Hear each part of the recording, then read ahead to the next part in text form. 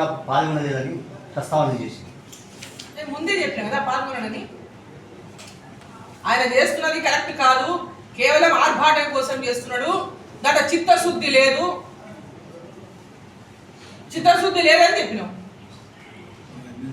జనగణనకు కులగణనకు వ్యతిరేకం చెప్పలేము మేము, వ్యతిరేకం కాదు. కానీ ఆయన చేస్తున్నటువంటిది కేవలం రాజకీయం కోసం చేస్తున్నాడు, చేసినామని మమ అనిపించుకోవడానికి చేస్తున్నాడు. మరి నీకేమన్నా పాల్గొన లేకపోతే ఎందుకు పాల్గొన? నీకు నా దగ్గర చూసుకోలేదు, నీ కమిట్మెంట్ ఉన్నట్ట.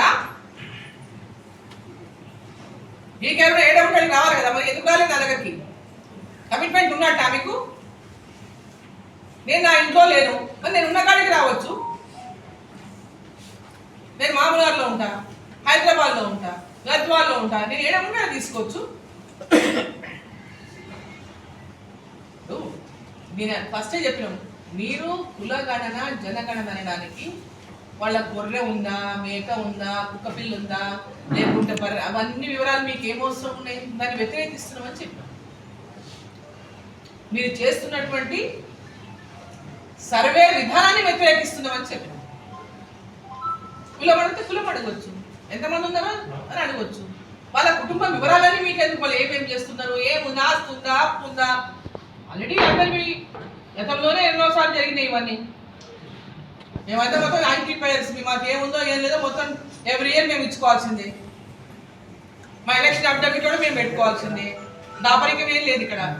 హర్యానా గాడిద గుడ్డిచ్చిండ్రు, మహారాష్ట్రలో గాడిద గుడ్డిచ్చిండ్రు, ఇప్పుడు ఢిల్లీలో ఇంకా మరి పెద్ద గుడ్డిచ్చిండ్రు. గాడిద గుడ్డు అంటే ఏమి లేదే గాడిద గుడ్డు. గాడిద గుడ్డు పెట్టదు.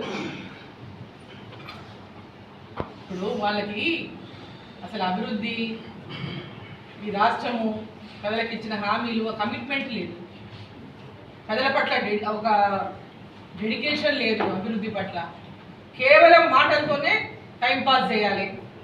నేను ఈరోజు బ్యానర్ ఐటెం, నేను కనుక ఈరోజు బ్రేకింగ్ న్యూస్ ఏమొస్తుంది, ఈరోజు నేను ఏం మాట్లాడితే టీవీలలో బ్రహ్మాండంగా వస్తాయి, అవి ఏ విధంగా బ్రేకింగ్ న్యూస్ లేకుంటే చాలా బ్రహ్మాండంగా ఇట్లా మాట్లాడి అట్లా మాట్లాడే ప్రతి టీవీ ఛానల్లో చూపించాలంటే, హైలైట్ చేయాలంటే ఏదో ఒక మాట మాట్లాడాలి. కాబట్టి ఇట్లాంటి మాటలు మాట్లాడడం వాళ్ళకి అలవాటు అయిపోయింది.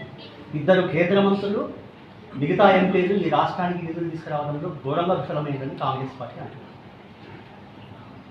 ఈ రాష్ట్రంలో ఉన్నటువంటి ముఖ్యమంత్రి కాంగ్రెస్ పార్టీ ముఖ్యమంత్రి.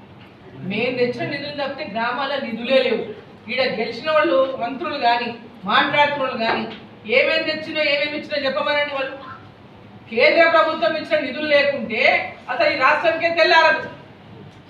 అసలు అభివృద్ధి అనేది కనపడదు మీ కళ్ళకి. రోడ్లు, పిఎంజిఎస్వై రోడ్లు మావే, హైవే రోడ్లు మావే, సిఆర్ఎఫ్లో ఆర్ఎంపీలో రోడ్లు మావే, డబుల్ రోడ్లు చేస్తున్నాయి మావే, మున్సిపాలిటీలో రోడ్లు వేస్తున్నాయి మావే, మున్సిపాలిటీలో అమృత్ కింద నీళ్ళు ఇస్తున్నాయి మేమే,